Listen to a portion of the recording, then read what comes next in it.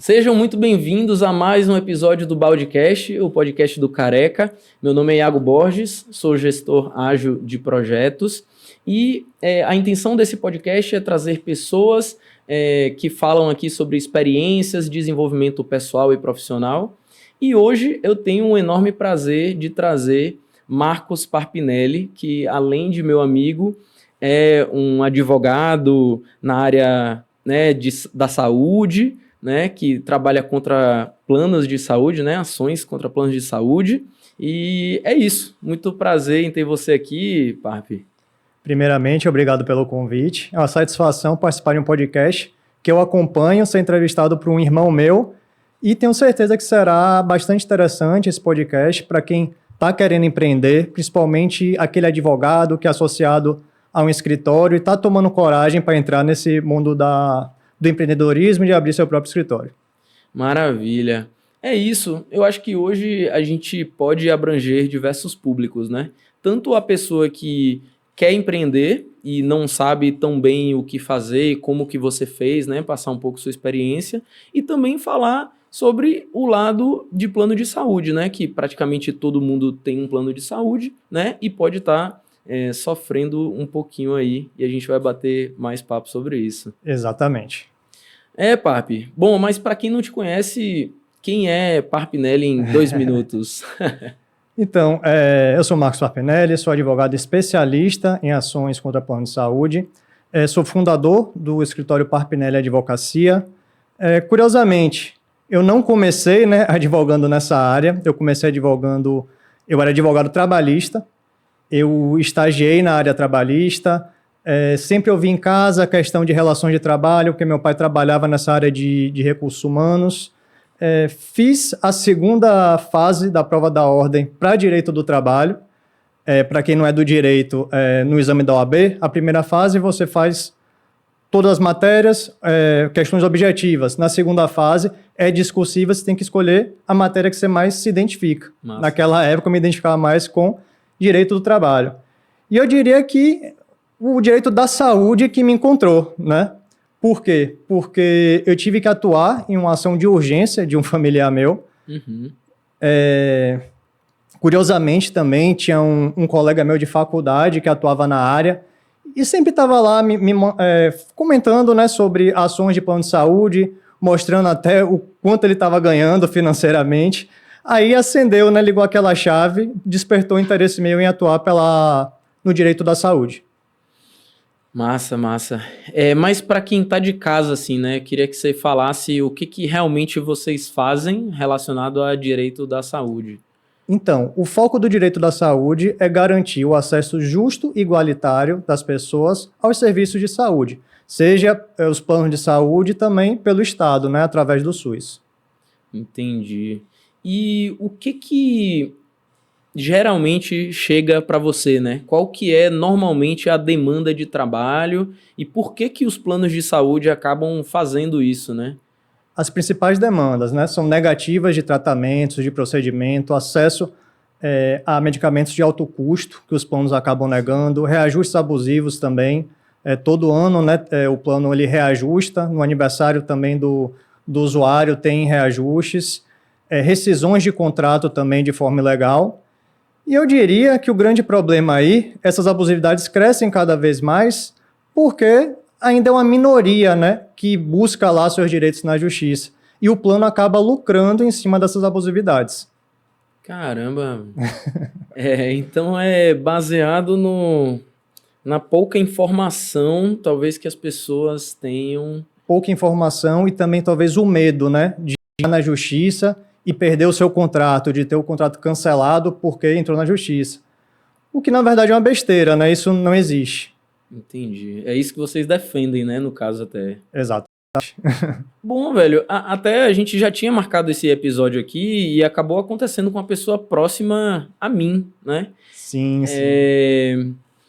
3 meses atrás, se eu não me engano, ficou lá um débito, foi pago em atraso, alguma coisa do tipo. A pessoa, ela nem foi notificada, inclusive nem aparecia no aplicativo do plano de saúde dela que ela estava em atraso ou devendo e tudo mais. Se eu não me engano, foi em janeiro.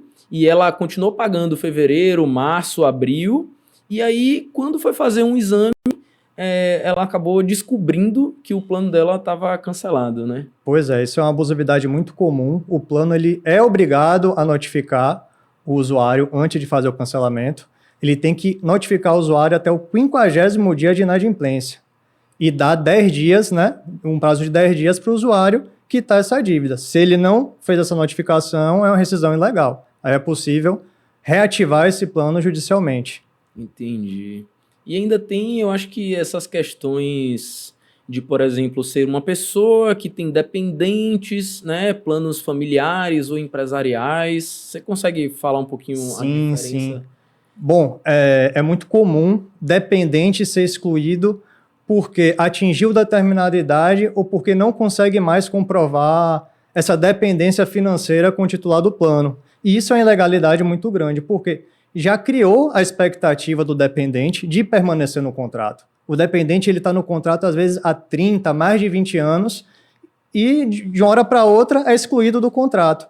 Isso acontece principalmente em plano individual, que nem mais é comercializado. Então, na teoria, se o dependente é excluído, como é que ele vai aderir a um novo plano? Se a operadora ela não comercializa mais plano individual. Então, é uma abusividade, a gente consegue também reativar, né, esses contratos quando o dependente é excluído. Entrando nessa parte do plano empresarial.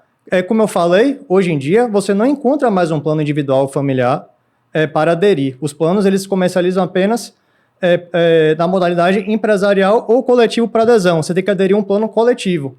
E por que eles fazem isso? Eles fazem isso justamente para não seguir aqueles índices de reajuste que são divulgados pela ANS anualmente, para eles praticarem percentuais mais altos. E também os planos coletivos, na teoria, eles podem ser cancelados a qualquer momento. Na prática, não é bem assim. Se você procurar um advogado especialista, ele vai te mostrar que planos coletivos, mas contratados para membros da mesma família, acaba sendo equiparado a um plano familiar, que só pode ser rescindido em caso de fraude ou inadimplência. Essas abusividades são bem comuns mesmo. E eu acho que muita gente pode estar sofrendo com isso. Muitas vezes as pessoas nem sabem, né? Porque, bom, uma pessoa que, sei lá, já paga 2.000, 3.000 reais, aí sobe para 3.500, daqui a pouco está em 4.000, daqui a pouco, né? Pois é. E esse é um dinheiro que né? Sim, é possível, né, reduzir a mensalidade do plano na via judicial e ainda recuperar o que foi pago a mais nos últimos anos. E tem muita gente aí que está deixando dinheiro na mesa com isso. Não luta pelos seus direitos e são reduções consideráveis. Tem um caso que conseguiu reduzir a mensalidade de 50% e ainda recuperar valores perto de 100 mil. Né? São valores que mudam a vida de uma família, de uma pessoa. Ela vai conseguir alcançar outras metas, né, através de uma ação judicial com valores como esse. Entendi. E o que você acha assim, que é o maior desafio que geralmente você passa? Em ações contra planos, no caso? Contra planos. Bom, muitas negativas, né, de tratamento, de cirurgia, questão urgente. A pessoa paga lá seu plano de saúde mensalmente, valores caros. Infelizmente, quando mais precisa do plano, tem uma cirurgia negada, tem um tratamento negado, tem um medicamento de alto custo que o plano não concede. E isso realmente é um problema, né, que a gente enfrenta, e por isso que o advogado que atua no direito da saúde tem um papel essencial, que é de equilibrar essa disparidade, né, de operadora de plano de saúde e o consumidor, que é muito mais vulnerável. E é isso, a gente está todo dia buscando esse acesso à saúde, né, esse direito fundamental. Qual é o bem maior, né, que a gente tem maior do que a nossa saúde? Não tem, né? A gente está aí para garantir isso, esse acesso ao serviço de saúde. Massa. E provavelmente você deve ter vários casos marcantes, impactantes para contar para a gente aqui e que talvez, né, boa parte até dos ouvintes aí possam estar passando por isso e aí você podia dar uma luz. Com certeza. Já teve caso de pessoas em atendimento de urgência com verdadeiro risco de morte, né? Que o plano negou o atendimento porque estava na carência o plano ainda. Mas sabemos que Em casos de urgência e emergência, a carência é de 24 horas. Ele não pode cobrar aquela carência inteira que está no contrato, muitas vezes 180 dias. Você contratou um plano, passou 24 horas e tem que ser atendido com urgência, o plano tem que te atender. E a gente já conseguiu várias vezes reverter essa negativa. Já entrei com ação domingo à noite e pelo plantão judicial a gente conseguiu essa decisão favorável, garantindo, né, que a pessoa fosse atendida lá. Hoje em dia também tem muita negativa em relação ao tratamento de crianças autistas. Por quê? Porque é um tratamento caro e o plano costuma negar por conta disso. A criança autista tem que fazer diversas terapias, nem todas as terapias são autorizadas pelo plano, a gente consegue judicialmente essa autorização. Em relação também à coparticipação, hoje em dia é muito comum comercializar planos de coparticipação, que a mensalidade é um pouquinho menor, mas é cobrada aquela taxa de coparticipação a cada uso. Uma criança autista que faz diversas terapias, o valor da coparticipação acaba sendo bem alto. E aí a gente consegue limitar o valor da coparticipação ao valor da mensalidade. Isso garante, né, o tratamento. Já teve também crianças que o plano não autorizava que o tratamento fosse feito na cidade dela, autorizava que fosse feito na cidade próxima, mas uma criança autista, né, que tem uma cognição rígida, é muito importante que seja feito dentro da rotina dela, próximo da casa dela, a gente consegue também garantir esse tratamento, né? Perto de onde ela mora. Questão de reajustes abusivos, como eu falei também, consegue mudar, né, a vida da pessoa, a redução da mensalidade, o valor que ela recebe de volta, consegue manter o contrato, né? Por exemplo, se você contratou um plano de saúde, se você não combater o reajuste abusivo agora do seu plano de saúde, em 2027 você vai estar pagando praticamente o dobro do valor, entendeu? Então é uma questão de você tem que combater esse reajuste para conseguir manter o contrato, senão você vai ter um custo que uma hora você não vai conseguir sustentar o plano, vai ter que mudar para um outro plano. E eu fico pensando na quantidade de famílias, né, que deve estar passando por dificuldade financeira, né, por conta de plano de saúde, assim, que é triste, né? Triste É muito comum cliente me procurar falando que está trabalhando para apenas pagar o plano de saúde, que o dinheiro que ele trabalha é para pagar plano. Eu tenho uma cliente que ela está pegando empréstimo bancário para conseguir pagar o plano, enquanto o judiciário ainda não teve uma decisão, né, determinando a redução da mensalidade. A gente está aguardando ainda a sentença. Ela falou para mim na semana passada que teve que pegar um empréstimo para cobrir. Ela tem câncer, ela não pode ficar sem um plano. E é realmente situações complicadas aí que o usuário de plano de saúde acaba enfrentando. Cara. Mas, por exemplo, as legislações, elas se atualizam com muita frequência? Como é que você lida com esse tipo de coisa? Deve ter diversas documentações novas, né? Liminares e tudo mais, que eu não sei tecnicamente como você vai falar aí. Sim, o advogado que advoga nessa área tem que estar sempre atualizado. As legislações sempre se atualizam, normas da ANS. Você tem sempre que estar estudando, né, para garantir o melhor atendimento possível e garantir o melhor direito, né, para o seu cliente. É uma área que precisa de atualização sempre. Estou sempre já fiz mentorias relacionadas a isso, cursos, livros, sempre me atualizando aí. É isso aí. Eu também acabo vivendo um pouco dessa questão aí, porque eu trabalho, né, na área de tecnologia e todo mundo aí deve até imaginar que tecnologia é uma coisa que está em constante mudança, né? Sim, sim. Por exemplo, até pouco tempo atrás a gente não falava sobre inteligência artificial, né? Assim, disponível para o dia a dia das pessoas. Hoje eu trabalho num time de plataforma de inteligência artificial, justamente para conseguir tratar documentos, falas, textos, mensagens de clientes, para a gente poder, né, tomar as melhores decisões ali no momento certo. Então, realmente, a gente precisa estar sempre se atualizando, né? Nesse mundo moderno, na realidade, é uma necessidade, né? Não é mais... Exatamente, uma seleção natural, né? Ou você se atualiza ou fica para trás. E o que te motiva hoje em continuar fazendo o que você faz? Eu sei que é uma área muito bonita aí, né? De poder, inclusive, indiretamente salvar vidas, né? Salvar famílias. Exatamente. Como você falou, com certeza a minha grande motivação hoje é a satisfação, né, de um cliente de ter o acesso ao seu tratamento, de um medicamento, de ter seu contrato reativado, ter esse acesso a esse direito tão essencial que é o direito da saúde. Realmente é bastante gratificante. Massa, massa. E bom, agora queria até puxar um outro gancho aqui, que é conversar um pouquinho sobre a sua vida de antes, né? Que era de CLT, ali trabalhar dentro de um escritório, e ir para o lado do empreendedorismo, né? O que te motivou a tomar essa decisão? Se foi fácil, se foi difícil, a gente vai falar um pouco mais, mas só dá uma pinceladinha aí, como que foi esse momento para você? Então, foi difícil, mas foi um verdadeiro ponto de inflexão aí na minha vida. Foi onde tudo mudou.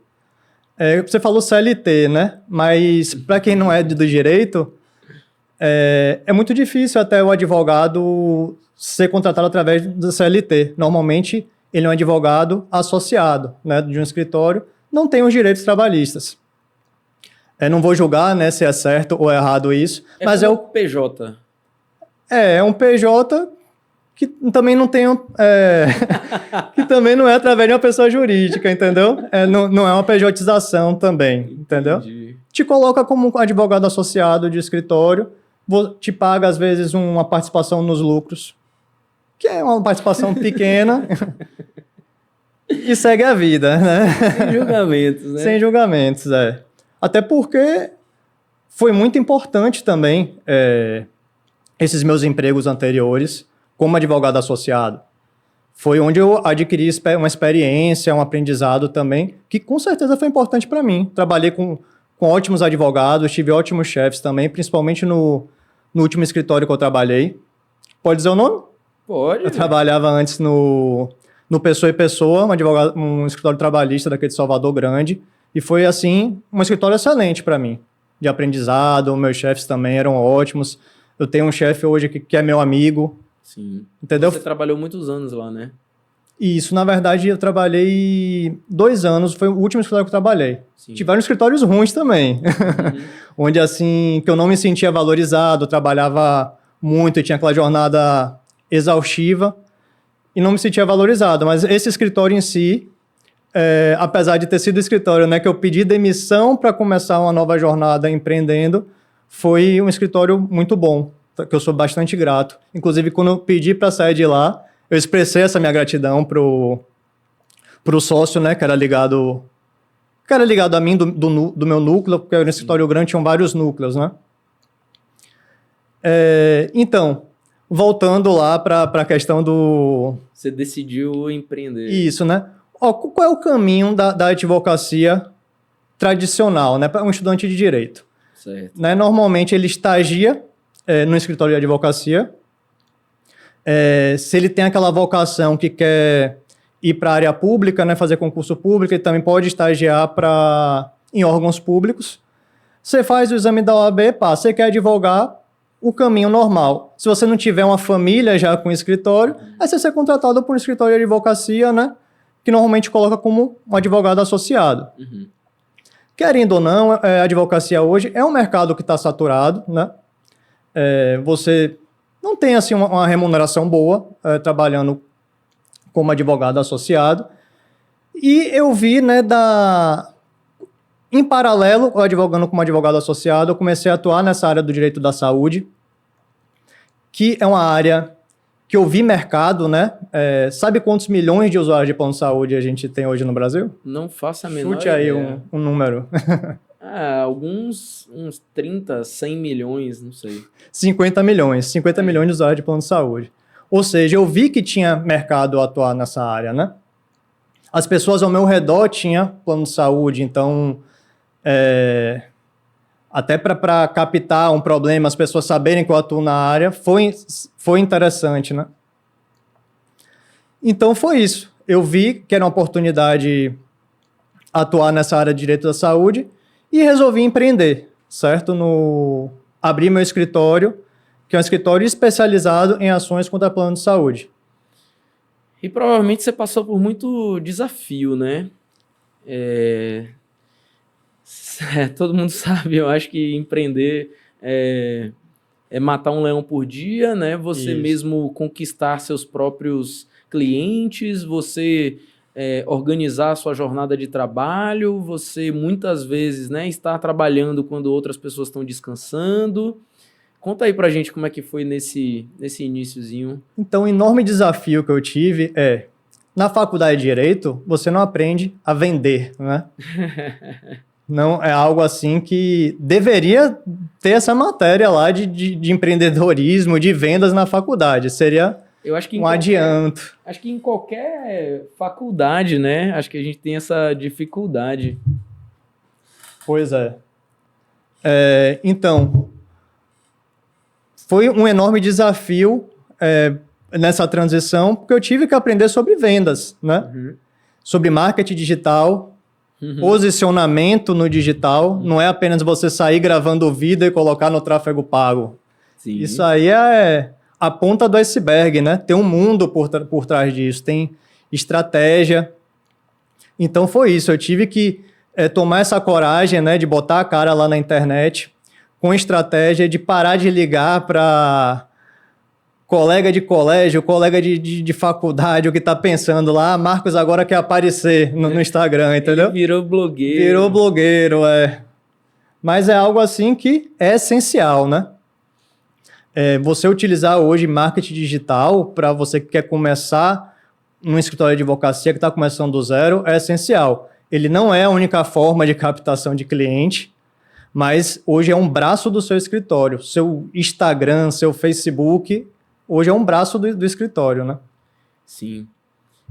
Eu até trouxe aqui na nossa mesa para mostrar para o pessoal um livro que eu gostei bastante de ler.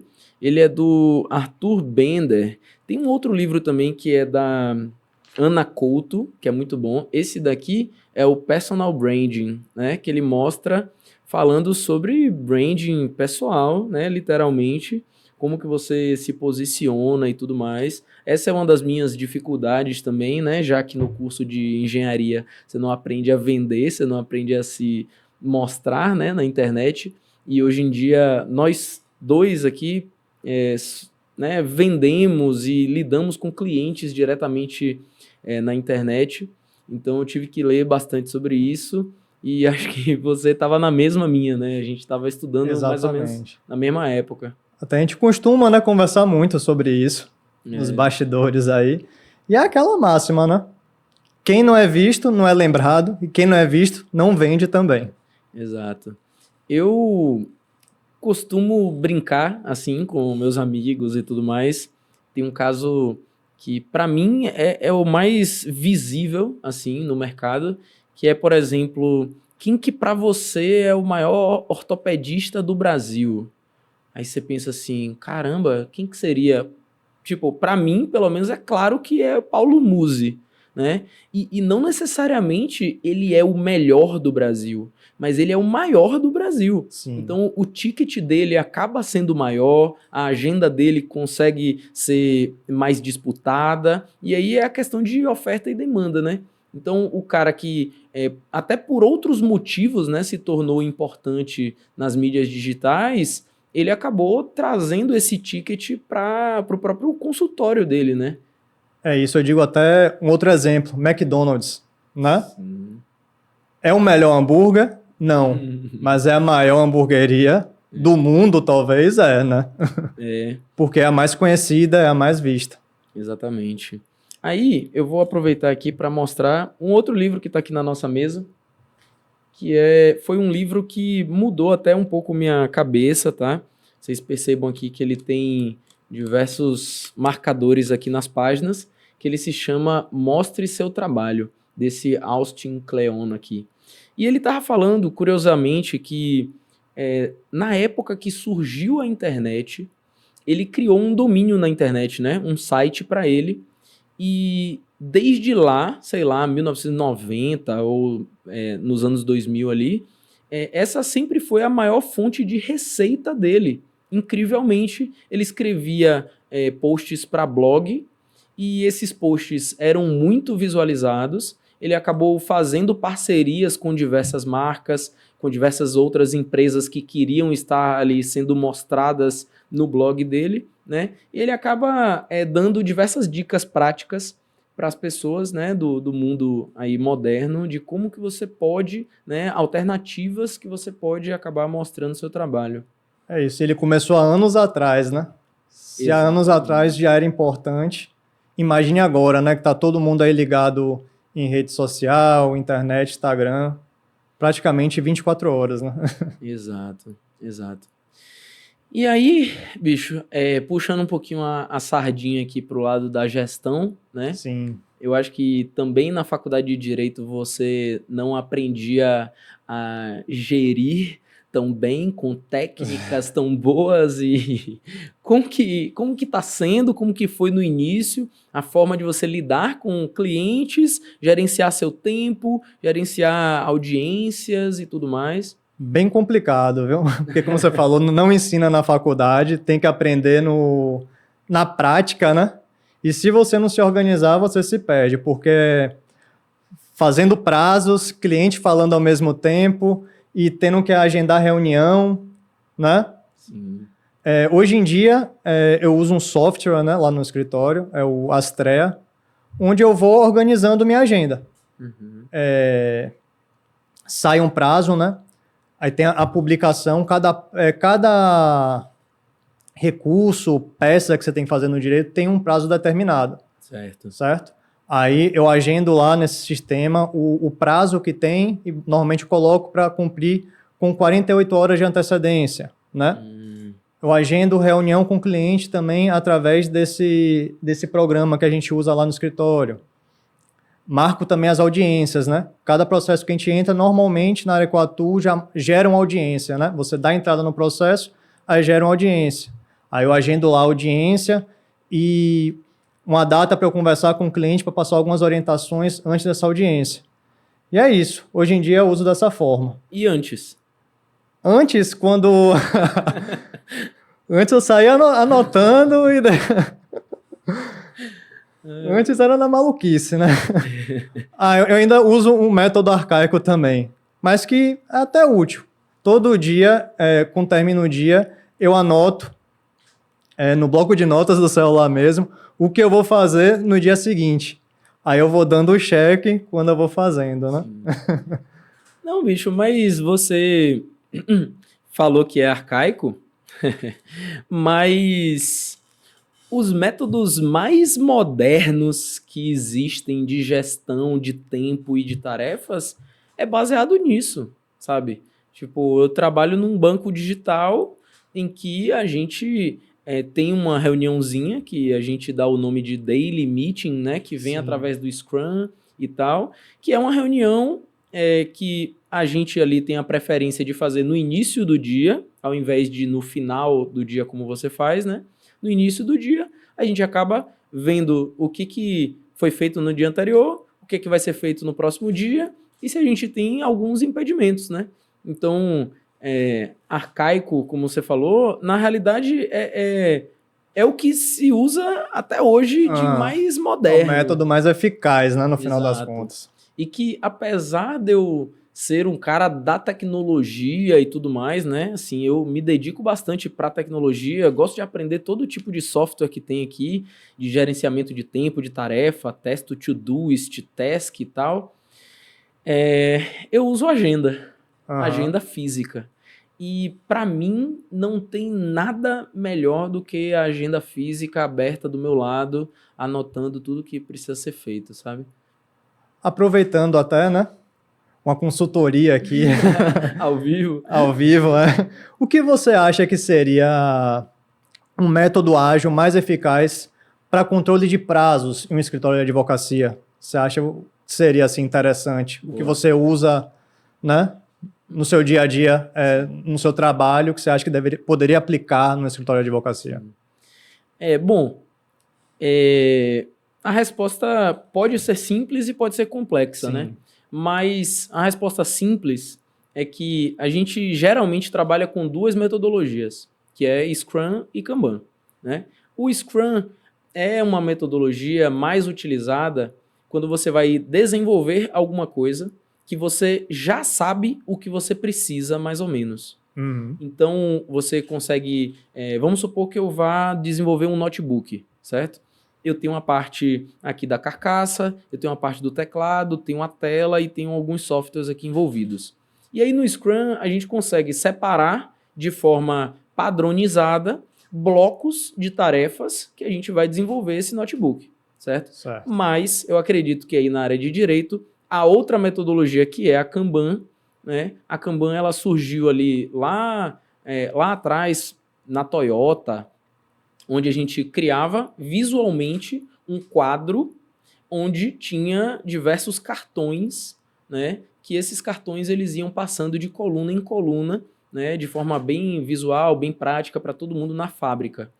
Hoje em dia a gente usa Kanban também para em várias ocasiões, né? Então a ferramenta que é bem conhecida, que é o Trello, né? Que é bem simples, bem intuitivo, um quadrinho ali simples que você vai passando uns post-its entre colunas, né? O Trello é uma ferramenta simples e existem outras um pouco mais complexas, né? Tem ferramenta que é o Notion, que acaba sendo simples também, mas existem outras como o Gira, Asana, ClickUp e tal. São ferramentas para auxiliar a metodologia, né? A mentalidade por trás é a do Kanban.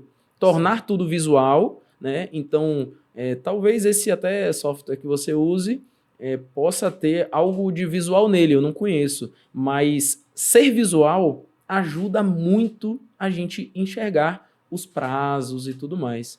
Então, assim, dentro da metodologia, a gente tem diversas técnicazinhas, tem tipos de cartões que são chamados data fixa, que é como você falou aí, dos prazos, né, que geralmente tem. Tem o standard, que é o modelo de cartão padrão ali, tradicional, que você tem um tempo determinado para resolver, mas não tem uma data limite ali que não pode ultrapassar. E existem outros, né? Expedite, que são cartões urgentes. Então, a depender da ferramenta que você use, existem funcionalidades mais simples ou mais completas. Isso se aplicaria para qualquer tamanho de escritório, né? Para o Qualquer menor tamanho. até o maior, que tem vários núcleos. Isso.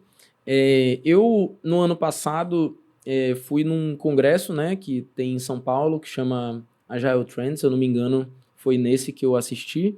E a gente viu diversos casos lá, né? As palestras, elas foram variando ao longo do tempo, né? Eu tenho ido nesse congresso já tem uns 5 anos, mais ou menos. E antigamente você só via casos de agilidade, né, ou métodos ágeis na área da TI, né, empresas criando aplicativos, fazendo software, trabalhando com nuvem e tal. E de uns tempos para cá a gente começa a ver outros cases, né? Então hoje em dia tem muito case Petrobras, tem muito case na área de marketing, tem muito case na área de advocacia, tem diversas palestras de pessoas que controlam um escritório gigantesco só com o método Kanban mesmo. Claro que, inicialmente, o passo é você padronizar processos, né? Uhum. Toda vez que sai, você pega o prazo, coloca 2 dias antes, como você foi falando, né? Como tudo na vida. Sim. Desde a gente vai escovar nosso dente, a gente já sabe. Chega na frente da pia, pega a pasta, pega a escova, faz isso, guarda aqui, pá. Então, a criação dos processos, né, ou procedimentos ali, ou um checklist é necessário, né? E depois aí você vai incrementando passo a passo, né? Você colocar uma ferramenta gratuita ali na sua empresa inicialmente pode ser legal, né? Como o Trello, que se eu não me engano permite até uns 5 usuários assim gratuitamente. Aí quando você atinge esse número, ou você decide continuar no Trello, ou você vai para uma outra, né? Como o Gira. Uhum. O Gira é da mesma empresa do Trello, só que eles claramente se diferenciam pela complexidade, sabe? Então tem como você colocar com facilidade num escritório grande, porque lá no banco, por exemplo, deve ter 2.000 funcionários e tá tudo lá dentro de um Kanban. Talvez eu já até utilize nessas técnicas, sem saber o nome da técnica que eu estou utilizando, né? Mas através do sistema que eu tenho lá, do Astrea, talvez muita coisa que você falou eu visualizo, né? Lá nesse sistema também. É. E essas ferramentas, elas auxiliam, e queria até falar para o público, né, que está de Sim. casa. Eu tenho diversos casos, assim, né? Caso de academia, caso de psicologia, caso de restaurantes, né? Sempre tem uma forma de você tentar otimizar os processos e, de forma visual, deixar isso claro para todo mundo, né? Eu acho que para um advogado não é diferente. Com certeza. Se você tem uma equipe, né, diversos prazos para cumprir, diversos compromissos, é necessário ter essa organização, que todo mundo visualize isso para andar em conjunto, né, Exato, no cumprimento dessas atividades. exato. E aí, bom, já tá tudo ajustadinho, como que, né, o que que tem feito na sua carreira atualmente que mais te entusiasma? Tem alguma outra área aí que você tá pensando em ir também ou pretende focar? Bom, não diria tudo ajustadinho não, né, eu estou ainda aprendendo a cada dia, evoluindo a cada dia. Meu escritório é um escritório pequeno, né, querendo ou não, tem 2 anos aí, né, que foi fundado. No momento, não tem nenhuma outra área que a gente está querendo expandir, não. Nosso foco são ações contra plano de saúde. É o que me entusiasma, né? É garantir esse acesso a esse direito tão essencial, né? Que é o direito da saúde. E é isso. Aprendendo a cada dia nesse mundo aí do empreendedorismo, melhorando a questão de vendas, de marketing digital. É realmente um desafio muito grande, principalmente para o advogado, né? Tá lá na rede social, sempre mostrando o seu trabalho, aprendendo questões também de gatilhos mentais, né? Porque é isso. Hoje, toda profissão é essencial que você saiba vender, né? Que você saiba oferecer o seu produto para o cliente, que você tenha lá um produto também, um nicho, né, de atuação escalável, né? Você tem que estudar isso antes de você abrir seu negócio. Será que seu produto vai ser vendido, né? Tem cliente, tem mercado? Tudo isso tem que ser estudado. Não adianta você abrir um escritório de uma área de atuação que não tem cliente, né? Realmente na transição de carreira a gente precisa experimentar algumas coisas, né? Isso. Então, você tem ali seu trabalho que, digamos que seja um CLT, né? Mas você gostaria de migrar para outra área e empreender. De alguma forma, eu acho que é válido a pessoa ir experimentando, né, isso num turno oposto. Exatamente. Fazer um planejamento financeiro também, né? Eu não estou aqui motivando a ninguém pedir demissão e começar do zero, né? Todo mundo sabe a sua realidade. Fazer um planejamento financeiro, você tentar começar em paralelo, né, com o seu emprego atual. E uma hora, sim, você tem que tomar coragem e se dedicar totalmente naquilo que você escolheu, porque eu particularmente acredito que quando você canaliza a sua energia em algo, né, que você quer mesmo, acaba dando certo. E foi assim que eu fiz, né? Eu canalizei toda a minha energia no meu escritório e tem dado os frutos, né?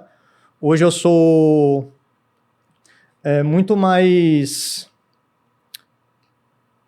grato, né, à minha profissão, Sim, muito mais realizado, a palavra é realizado, que fugiu aqui, do que eu era anteriormente, né? Eu vejo um propósito na minha área de atuação e é isso. A pessoa tem que se planejar depois e colocar isso em prática, ter coragem para seguir o seu sonho. com certeza. Transição de carreira não é nada muito simples, né? Como você falou aí, tem que ter planejamento financeiro, tem que ter um planejamento familiar, né? Também, Eu, anos atrás, fiz uma transição de carreira, né? Saí da engenharia para ir trabalhar com desenvolvimento de software, né? pois é. Gestão em desenvolvimento de software. Eu consegui ali passar uns 6 meses, mais ou menos, fazendo uma transição, né? Com todo o planejamento e tudo mais. E depois, através de Inclusive mídias sociais, né? Que o LinkedIn não deixa de ser, Sim. né? Acabei sendo visto e passei num processo seletivo e tudo mais, né? Mas tudo é feito com bastante planejamento ali e estratégia, né? Exatamente, não é pedir demissão e vou começar agora do zero, porque pode ter alguns meses lá que não dê certo, né? E você entre no desespero e acabe desistindo, né? De um sonho seu. Tudo tem que ser planejado, bem pensado, antes de tomar a decisão. E assim, uma observação que eu percebo muito é que as pessoas, elas tiveram que escolher com 17 anos, né? Um caminho a seguir ali através É, do vestibular e tudo mais. E muitas delas são frustradas, né?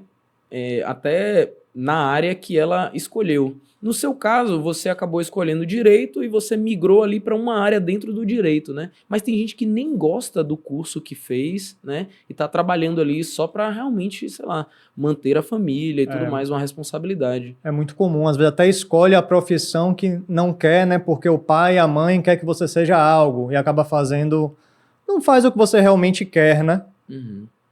E você escolher o que você ama, no final é muito mais fácil dar certo, né, do que você escolher só porque é algo mais tradicional, que é algo que é rotulado, né, pela sociedade como uma profissão que tem mais prestígio de repente, né? Sim. Quando você faz o que você ama, realmente torna mais fácil essa jornada. E eu fico analisando às vezes, né, até conversando com pessoas diversas assim sobre as profissões, né?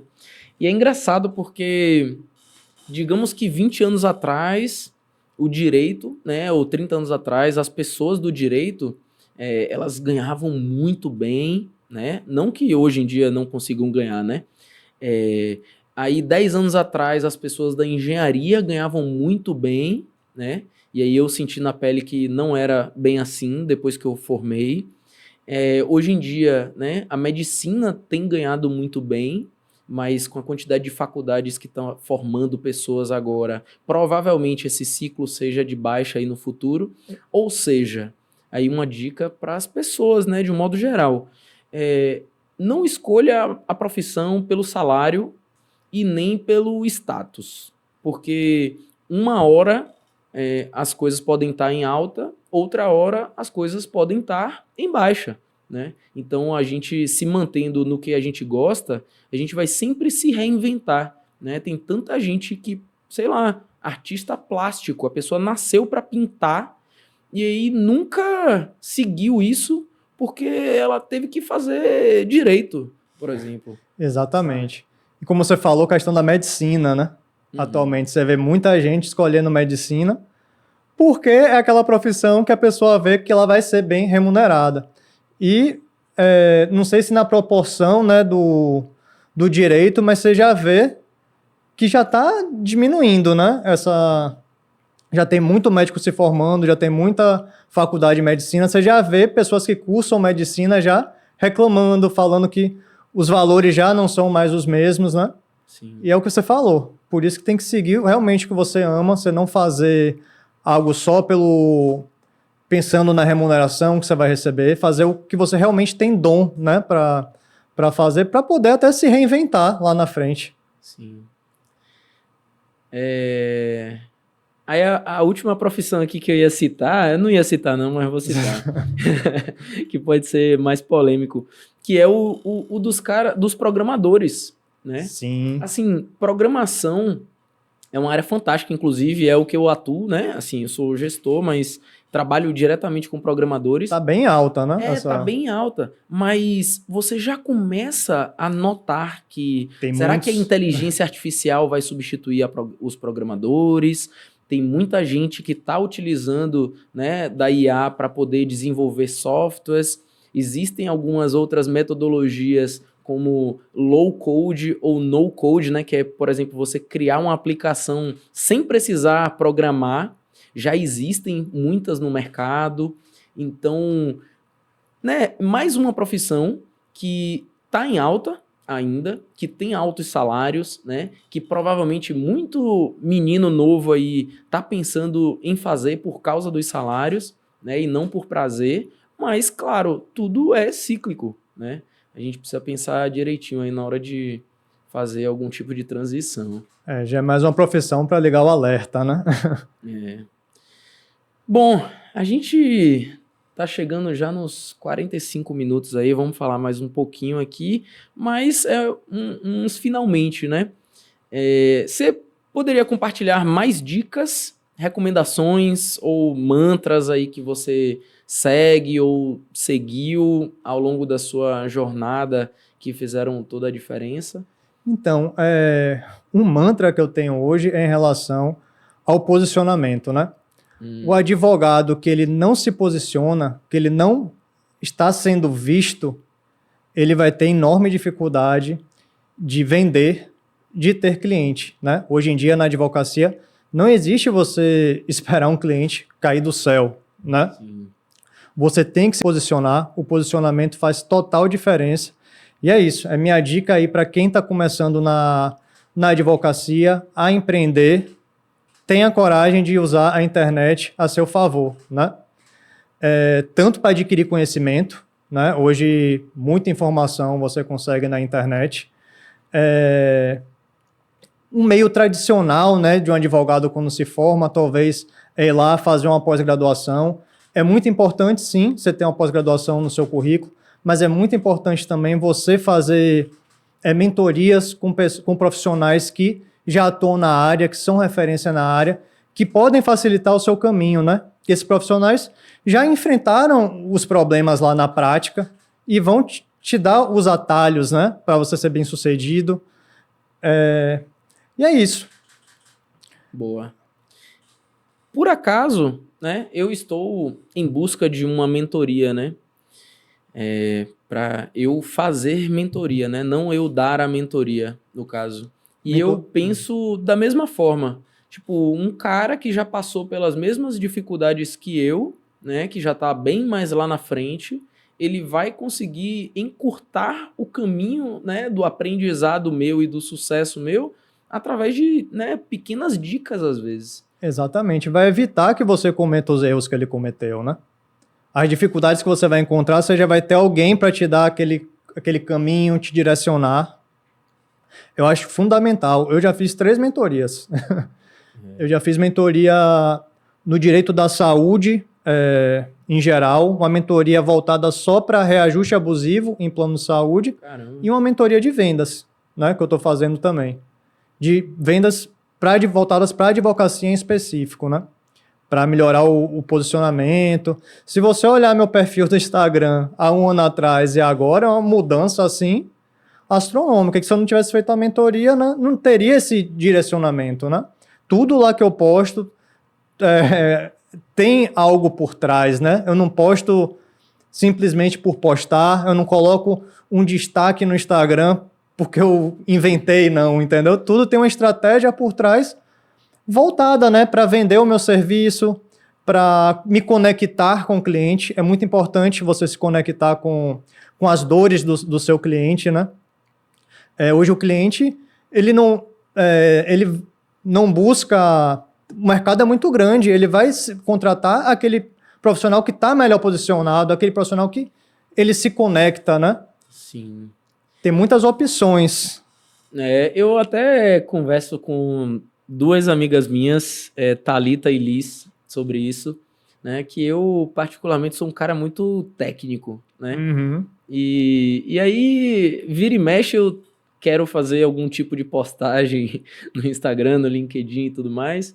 E é muito técnico, velho. E assim, as pessoas, elas enxergam mais as emoções do que muitas vezes a razão, né? O Com técnico certeza, ali. O que é OKR, o que é Scrum, o que é Kanban. A pessoa não quer saber disso. Ela quer ganhar mais dinheiro e quer reduzir despesas, sabe? Um grande erro que o advogado comete é que ele acaba fazendo postagens com muito juridiquês, né? Voltada para outros advogados. Sim. Mas você não está postando para outro advogado, né? Uhum. Ter acesso a esse conteúdo. Você quer que outros consumidores, pessoas que estão precisando daquele direito, entendam. Se eu faço uma postagem lá falando porque o artigo tal, a norma tal da ANS, já não prende a atenção, né, da pessoa que está assistindo. Você tem que falar para o seu público, né? Sim. Mostrar as dores, ser o mais simples possível para a pessoa entender lá o que você está falando. Exatamente. Nossa rede social, de um modo geral, é um outdoor. Isso. Né? Assim, e a gente compra mais do outdoor mais bonito, mais efetivo. Que prenda a sua atenção, prende né? a atenção, né? E atenção é algo de mais valioso, né, que as pessoas falam, né? Com certeza. Hoje, nosso tempo é a coisa mais valiosa que a gente tem. Então, se a gente consegue prender a atenção, até no próprio Stories, né? Se você pausa um Stories para ler o que a pessoa escreveu, isso é visto, né, com bons olhos. O próprio algoritmo, né, do Instagram trabalha dessa forma, né? O story que você demora mais vendo, né, o Reels, é o que o algoritmo chega e joga para mais pessoas. Se a pessoa passa lá na hora, não vai entregar para ninguém. Ele trabalha dessa forma, inclusive. Maravilha, meu velho. Bom, a gente acabou falando bastante aqui do mundo digital, né? Marketing digital, mesmo nós não sendo especialistas nisso, né? Sim, sim. Mas a gente acaba vivendo na pele isso todos os dias. Mas eu só queria que você falasse aí como que as pessoas te encontram, né, nas redes sociais. E acho que é isso.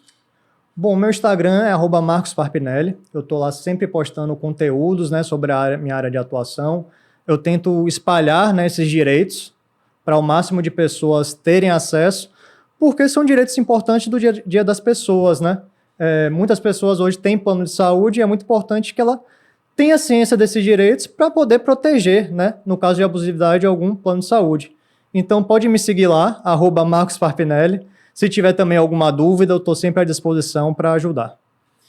Maravilha, meu amigo. Bom, eu vou colocar o @ dele aqui na descrição, né? Peço que vocês também curta, comente e compartilhe aí para os seus amigos, seus familiares esse episódio, que foi bastante valioso, né? Provavelmente alguns de vocês ou pessoas próximas possam estar passando por esse tipo de dificuldade, né? Não esquece aí de seguir o Baldcast e ficar ligado que sempre a gente está trazendo episódios novos, convidados especialistas, né? E trazendo conteúdo de valor para vocês. Tá bom? Muito obrigado, Parp. Muito obrigado pelo convite, as pessoas que assistiram, e que esse podcast sirva, esse episódio sirva para dar coragem para aquela pessoa que está querendo empreender, principalmente jovens advogados.